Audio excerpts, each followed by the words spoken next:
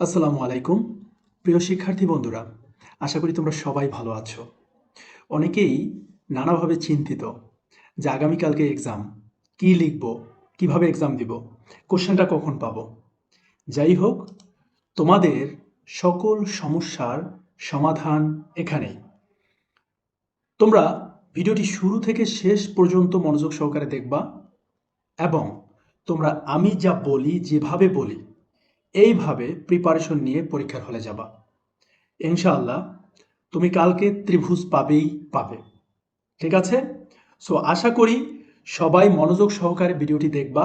এখানে উত্তর সহকারে আমি তোমাদের সাথে ভিডিওটি শেয়ার করেছি। সো ডিয়ার স্টুডেন্টস, অনেকেই আমাদের এই টিচিং রুম চ্যানেলটির ভিডিও বিভিন্নভাবে কপি করে তাদের চ্যানেলে ছাড়ছেন। আমি তাদেরকে অনুরোধ করছি আপনারা এই কাজ থেকে বিরত থাকুন এবং শিক্ষার্থী বন্ধুরা, তোমরা যেখানেই বসিয়ে আমাদের এই ভিডিও দেখছো টিচিং রুম চ্যানেলটির, আশা করি তোমরা চ্যানেলটিকে সাবস্ক্রাইব করে টিচিং রুমের সাথেই থাকবে। So half yearly summative assessment, subject English, class 6। প্রথমত তোমার জন্য কিছু ইনস্ট্রাকশন দেওয়া থাকবে, এটা তোমার দেখার দরকার নেই, তবে তুমি একটু পড়ে দেখতে পারো। If you don't understand any instruction, you can talk with your teacher or classmates. If needed, you can take help from your textbooks. Okay, so এখানে একটা ইম্পর্টেন্ট কথা আছে যে এই কথাটা কিন্তু এখানে থাকবে না। সো তোমরা কিন্তু টেক্সট বুক নিতে পারবে না, তাহলে দেখা যাচ্ছে এটা ক্যান্সেল। ওকে, অ্যাক্টিভিটি 1, প্র্যাকটিস সেশন 1। তাহলে দেখো এই যে লাইনটা মনে রাখবে যে তোমরা কিন্তু টেক্সট বুক, এটা কিন্তু প্রহিবিটেড। ওকে, অ্যাক্টিভিটি 1 কি? প্র্যাকটিস সেশন 1, অর্থাৎ এখানে অ্যাক্টিভিটি কথাটি থাকবে না, তোমার প্র্যাকটিস সেশন 1, অর্থাৎ প্রথম যে কাজটা তোমাকে দিবে সেটা হলো কি, students will select and write down some questions they will ask their friends to know. অর্থাৎ তুমি তোমার ফ্রেন্ডকে কিছু কোশ্চেন করবা। অর্থাৎ এই যে নতুন টেক্সট বুক আছে, এই টেক্সট বুক সম্পর্কে তুমি কি ভাবছো, অথবা এই টেক্সট বুক থেকে তুমি এমন কি পছন্দ করেছো সেটা নিয়ে তুমি কি করবে, অর্থাৎ তোমার বন্ধুকে কিছু কোশ্চেন করবে। দেখো তোমাদের কাছে কিন্তু সহজ করে দিচ্ছি, অনেকে টেন্সড যে হারে কিভাবে কোশ্চেন আসবে, অ্যান্সার করতে পারবো কি পারবো না। দেখো তোমরা কপি করা ছাড়াই নিজ থেকে কোশ্চেন করতে পারবে তোমার ফ্রেন্ডকে। ভালো করে বুঝে তোমরা যাও, তাহলে দেখবা যে পরীক্ষাটা ভালো দিবা। তোমার প্রথম কাজ হচ্ছে তুমি তোমার ফ্রেন্ডকে এই নিউ টেক্সট বুকের কি পছন্দ করেছো সেটা নিয়ে কি করবে, অর্থাৎ 5 থেকে 10টা কোশ্চেন করবে। যতগুলো সম্ভব, অর্থাৎ 5টা পারো 10টা পারো, অর্থাৎ 5-এর নিচে হবে না। এটা হচ্ছে প্রথম কাজ। আরেকটা কাজ কি, students must select and write down some questions to explore their friends choice of Bangla poetry. অর্থাৎ বাংলা পোয়েট্রি তুমি কি চয়েস করেছো এটা নিয়েও কিছু কোশ্চেন তোমরা করবে, সেটা ওই 5 থেকে 10টা। এটা হচ্ছে প্র্যাকটিস সেশন 1। আমি তোমাদের অ্যান্সার দিয়ে দিয়েছি, এখানে মূলত আমি লিখবো অ্যান্সার, লেখা হয়ে গেছে কোশ্চেন, আমি অ্যান্সার লিখে দিচ্ছি, এই যে অ্যান্সার। অর্থাৎ তোমরা যে অ্যান্সারটা দিবে, এখানে তোমরা কি করছো, কোশ্চেন মেকিং করেছো। কোশ্চেন মেকিং করেছো, যেহেতু এখানে কোশ্চেন মেকিং করেছো, সেক্ষেত্রে তোমরা দেখতে পাচ্ছ এই যে কোশ্চেনগুলো কিভাবে, which poem do you like most in English textbook, why do you like it. এই কোশ্চেনগুলো তুমি তোমার ইচ্ছা মতো করতে পারবা তোমার ফ্রেন্ডকে। আমি এখানে আমার মতো করে তোমাদের জন্য সাজিয়ে দিয়েছি, তোমরা তোমাদের মতো করে তোমার ফ্রেন্ডকে কোশ্চেন করতে পারবে। এরপরে দ্বিতীয় কোশ্চেন, এটাও কিন্তু কোশ্চেন মেকিং, অর্থাৎ এটাও একটা অ্যান্সার। অ্যান্সার অনেকেই কনফিউজ যে কোনটা অ্যান্সার কোনটা কোশ্চেন, আমি তো বুঝি না। এই যে এটাও কিন্তু কোশ্চেন মেকিং, কোশ্চেন মেকিংটাই অ্যান্সার, অর্থাৎ তোমার দায়িত্ব হচ্ছে তোমাকে কোশ্চেন মেক করতে হবে। তো তোমার ফ্রেন্ড আবার কি করলো, যে তুমি তোমার ফ্রেন্ডকে কিছু কোশ্চেন করলে, আবার তোমার ফ্রেন্ড তোমাকে কিছু কোশ্চেন করলো। সো তোমার ফ্রেন্ডও তোমাকে এরকম 5-6টা বা 7টা কোশ্চেন করবে, আর তুমিও তোমার ফ্রেন্ডকে 5-6টা বা 7টা কোশ্চেন করবা। এই হচ্ছে তোমাদের প্র্যাকটিস সেশন 1। প্র্যাকটিস সেশন 1 শেষ হয়ে গেলে তোমাদের রেস্ট টাইম, এরপরে তোমাদের শুরু হবে প্র্যাকটিস সেশন 2। এই প্র্যাকটিস সেশন 2 and 3, এখানে তোমাদের কি কি টাস্ক আছে তোমরা মনোযোগ সহকারে একটু দেখো।